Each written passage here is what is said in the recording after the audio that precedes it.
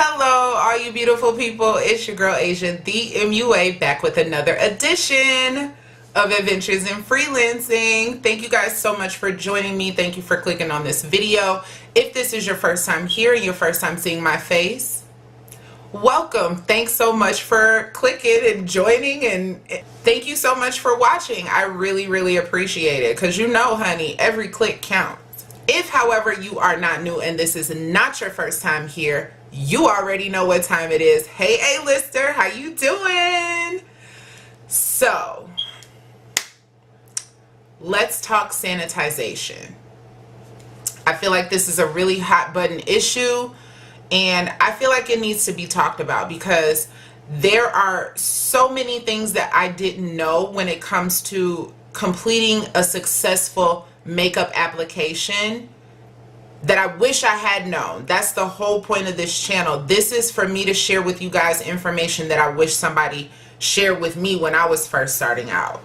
Girl, you gotta stay clean. The last thing you want is to give somebody pink eye and end up in court. The last thing you want is to make somebody break out and end up in court. The last situation you want to find yourself in is to be known as the dirty brush makeup artist. Ew. So I just wanted to come on here and share some tips and tricks with you guys that I utilize each and every time somebody sits in front of me. So if you want to go through these tips and tricks with me, just keep watching. I guess the first thing I want to point out, and it seems pretty obvious, but to some people it might not be. Like everything you do it with your hands. So your hands need to be cleaned all the time, okay?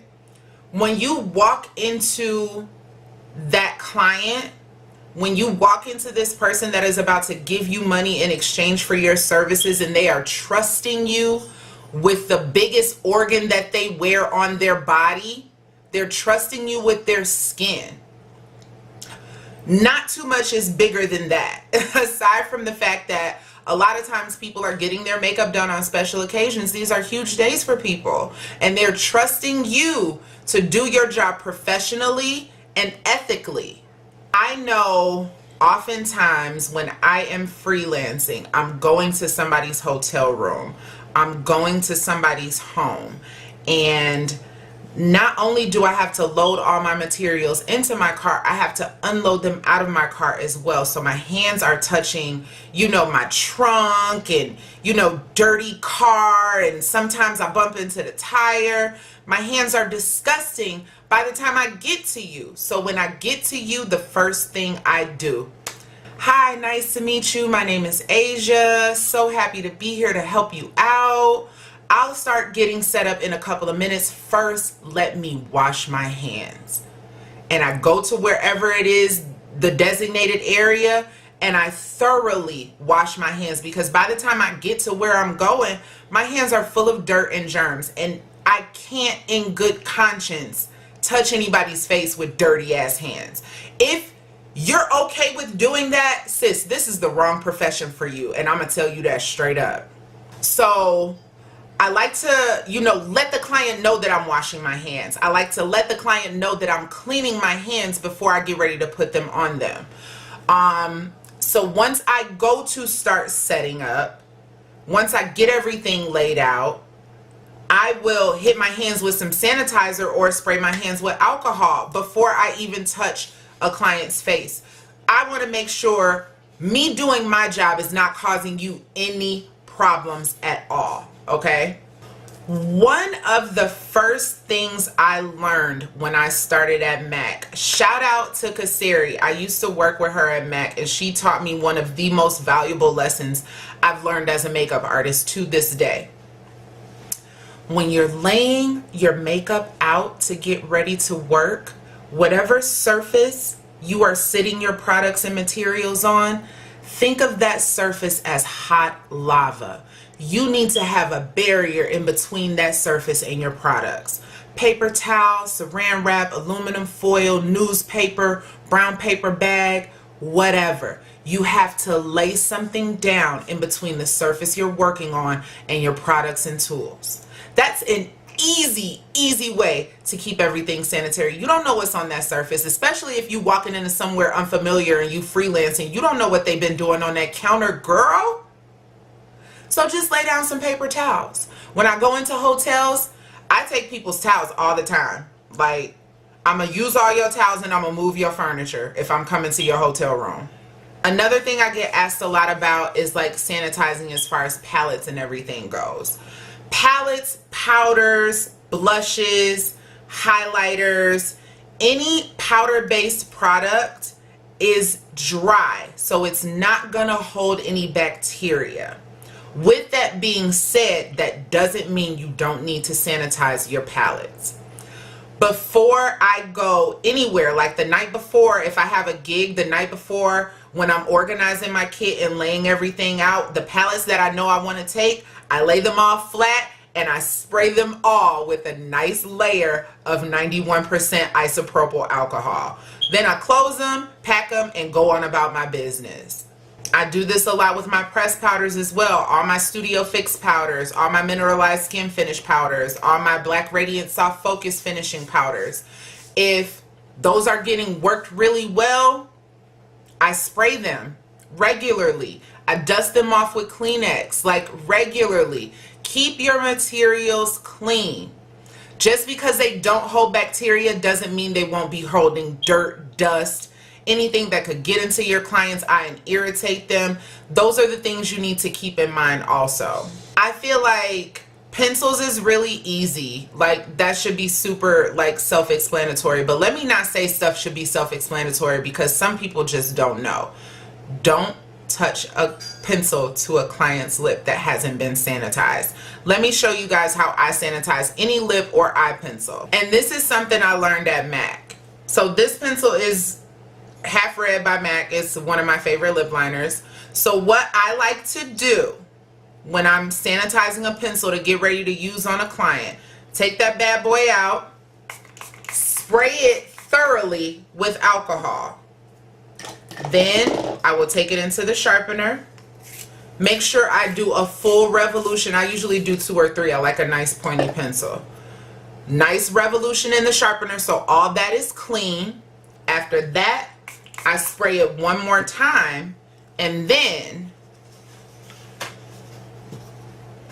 I will wipe that whole surface with the Kleenex, because sometimes I find that a freshly sharpened pencil leaves little pencil shavings on the pencil, and the last thing you want to do is get some little pencil shavings on your client's lips and push that pencil shaving into their skin and give them a splinter in the lip. Like, look, I don't have time to be on Judge Judy in nobody's small claims court, okay? When it comes to like cream products, such as like anything you have to like get out of a jar. Some moisturizers are in jars. Some what else comes in jars? Skin prep products come in jars. Anything like that. Or like I have the Anastasia Beverly Hills lipstick palette. This bad boy right here, this is a kit staple for me. If you don't have something like this is an aside from sanitization, but if you don't have something like this, sis, get your life. This, girl. Anyway, so with things like that, with things in jars that are like cream or liquid or fluid or anything like that, you want to make sure you have a handy dandy spatula. This is going to save you so much time and so much headache. If you're scooping into the product with the spatula, I work from the back of my hand, so this is what I'll do. Most of the time my foundation is in a MAC sample jar, so I can't like take a brush, dip it in here, touch a client's face and dip that brush back in here, because this is somebody else's foundation too. So what I'll do is I will scoop however much foundation I feel like I need out of this jar with the spatula, wipe it on the back of my hand, scoop again, wipe again, however much I feel like I need. Then once I'm done with that, immediately I'm hitting that bad boy with some alcohol and wiping it down, because not only has it touched my hand, there's product on it. So once I hit it with the alcohol and wipe it down, I feel like it's ready to dip into the next product that I'll need, which would probably be like moisturizer or something like that. Y'all know what I'm trying to say. And the spatula comes in handy with stuff like the lipstick palette,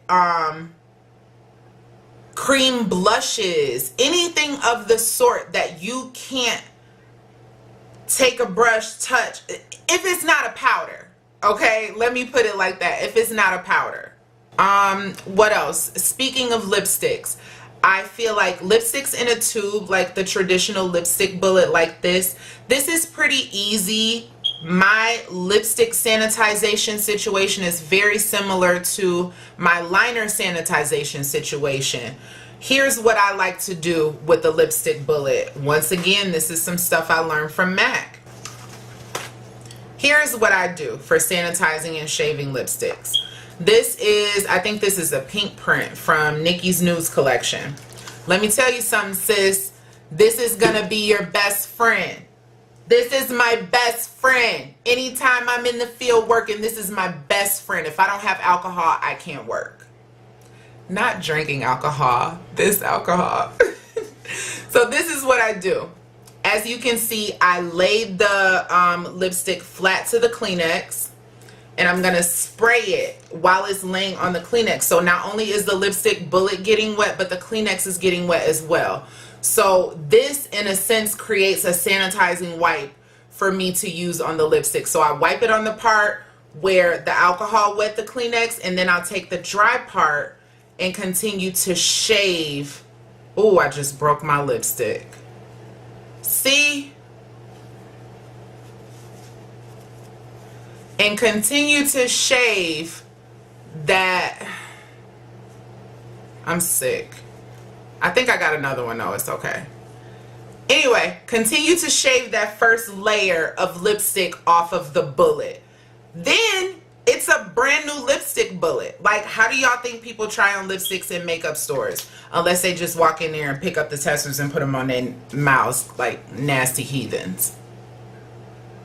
The issue that I just had sanitizing and shaving that lipstick is one of the reasons that I always carry that lipstick palette. I don't like carrying too many lipstick bullets, like the traditional lipstick bullets. For one, they're not the easiest to work with in the field. For two, they take up a lot of real estate. If you got a lipstick palette with 12 lip colors in it, you should be okay. BH Cosmetics got bomb lipstick palettes. Anastasia Beverly Hills got a bomb lipstick palette with about 15 bomb lipsticks in it that you can mix, blend, and customize to whatever color you need for any situation. So for me, carrying a palette is a lot easier than carrying lipsticks. So if you think along those lines, that's some sanitization you don't even need to worry about. Brushes. Brushes. Girl, wash your brushes. Okay? Look. Come here, come here, come here. I'm going to say this one more time. I want y'all to come here because I'm talking to some of y'all out here. Wash your brushes. If y'all out here booking makeup appointments and she show up to her appointment and her brushes is dingy, get up and walk out. Don't even do it. Don't play yourself. If her brushes are dingy, don't trust her. I wash my brushes all the time. I wash my brushes all the time. After I have a gig, I wash my brushes. After I do my makeup, like really sit down and do my makeup, I wash my brushes. I wash my brushes sometimes 3 times a week. If I'm having a really busy week, my brushes are getting soap and water 3 times a week. Because, first of all, clean brushes apply makeup better. Second of all, clean brushes are not dirty. Let me say that again for y'all. Clean brushes apply makeup better.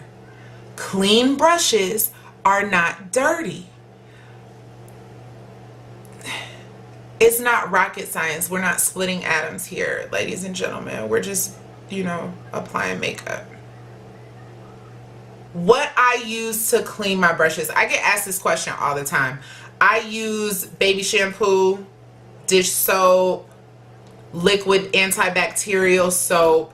I've used Zote soap. I've used the Dial Bar before. I'm not super picky about what I cleanse my brushes with, as long as it's gentle and soapy. Those are really my only two requirements. I've been using the Zote soap for the past couple of weeks and I like it so far.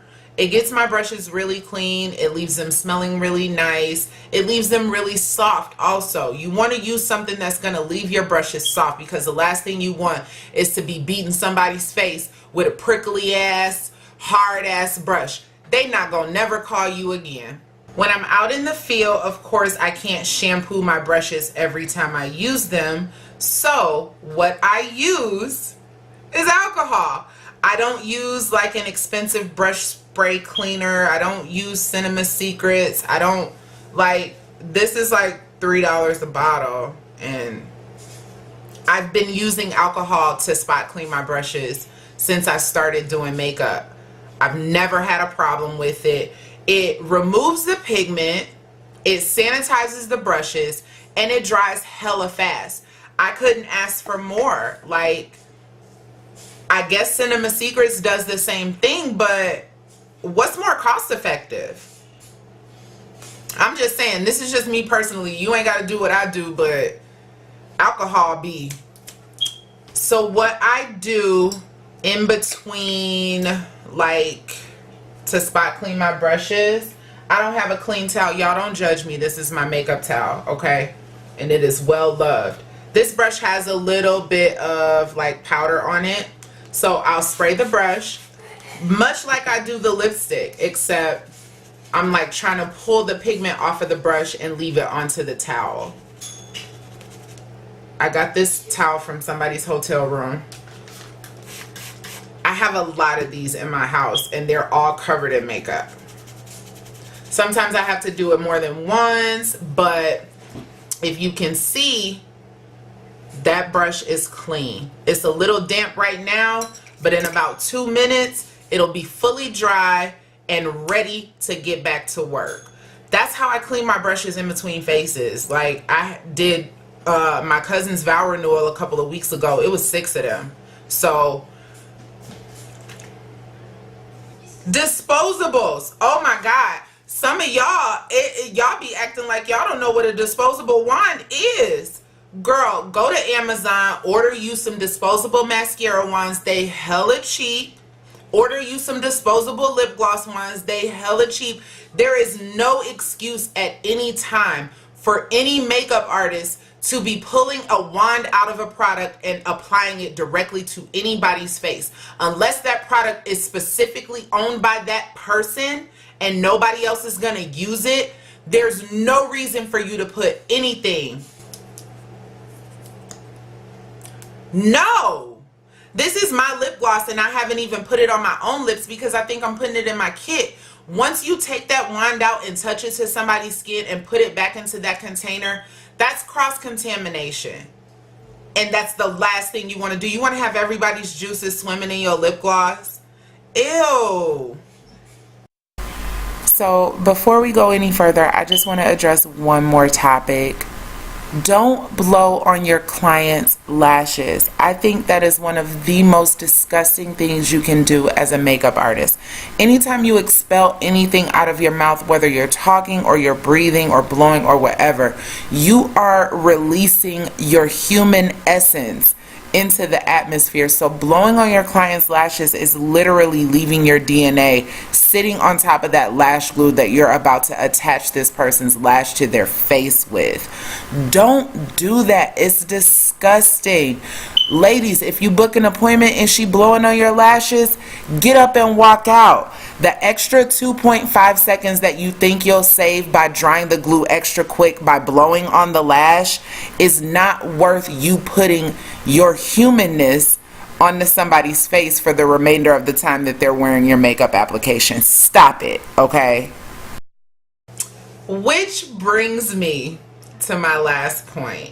This is a super, super hot button issue with so many makeup artists that I see on social media.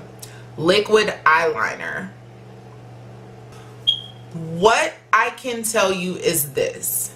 As I stated previously, anytime you take an applicator out of a product, apply it to somebody's bare skin, and place that applicator back into that product, you are creating cross-contamination. With that thought in mind, when you're doing that eyeliner, you dipping that wine back in that liner, you are creating cross-contamination. And working at MAC, that's just such a huge no-no. What I recommend is using a liner like Brush Black. With a liner like Brush Black, there is no applicator to place back into a product. So when I go to use Brush Black, guess what I'm able to do? I'm able to sanitize it. This is how I do it. Just like I do the lipstick. I lay that liner right against that Kleenex, spray it with some alcohol, and shoot, shoot, voila. Yes, I'm pulling out a little bit of the eyeliner. Yes, it might dry out a little bit quicker. But with a liner like Brush Black, the applicator is actually brushes. I don't know if you guys can see that. But the applicator is actually tiny brushes. And if I can't do nothing else, sis, I can sanitize the brush. So I can sanitize this for each and every client that I'm going to put it on before it actually happens. Okay? With stuff like the colored liners, like the NYX liners, you know, the glitter liners, things like that. Get you some liner applicators. It's not gonna kill you, and it's gonna actually help you and protect you. Trust me. Trust me, trust me. But although I feel like if you're doing like glitter liner right here, I don't feel like that's like super an issue because it's not on the lash line where like so much nastiness and dirty stuff lives on people's lashes and lash lines, like, oh my goodness. But I feel like if you're doing this up here, after you apply concealer, after you clean their skin, after you put all that shadow, all that glitter, if you're doing something here, okay, that I can relate to. But like up in here though, ugh, it just gives me the heebie-jeebies, honestly. I think that's about it. If you guys can think of anything else as far as sanitization and tips and tricks that you utilize when you're doing makeup, drop me a comment. I love y'all comments. Y'all do not understand how my face be lighting up when I see that notification from YouTube that you guys leave me comments. Like, it makes my day. You guys are so awesome and so sweet and so thoughtful. Like, it's absolutely insane. But I hope you guys learned something and were able to take something from this video. These are literally things that I use every single time I do makeup, whether on somebody else or on myself. These are tips and tricks that I've picked up that nobody told me about 4 or 5 years ago, that I didn't know about when I was first starting out. So I just want to share this information with you guys. Like I said, that's the whole point of this channel, to help you guys prevent some of the pitfalls and stuff that I had to go through when I was first starting out. If you guys like this video, please give your girl a huge thumbs up. We're almost at 1,000 subscribers. I feel like the next video is probably going to be the 1,000 subscriber giveaway. So make sure you guys stay tuned. Turn on the post notifications so you don't miss that. I guess that's it. Thank you guys so much for watching. Until next time, stay beautiful.